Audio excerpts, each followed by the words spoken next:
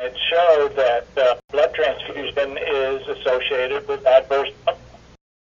Surprisingly, the most common type of transfusion that's given in the operating room is a single unit of blood, which is, of all the possibilities, probably the most discretionary.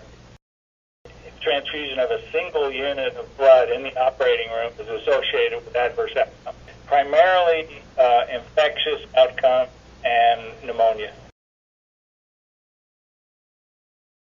We've gathered up some evidence to support the idea that blood transfusion leads to adverse outcomes. Then the next step is say, well, what happens if you don't transfuse a patient in a discretionary manner? In other words, that single unit of blood in the operating room, what happens if you don't give that? Does that result in better outcome? And that's pretty hard to prove, but that's something that needs to be studied.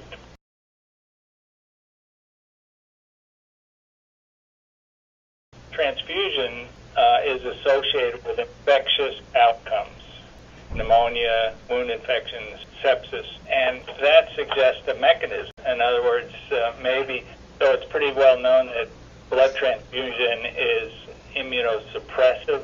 A reasonable hypothesis is that by giving a unit of blood, you suppress the immunity of certain patients, and they're more prone to develop pneumonias and wound infections and septic complications.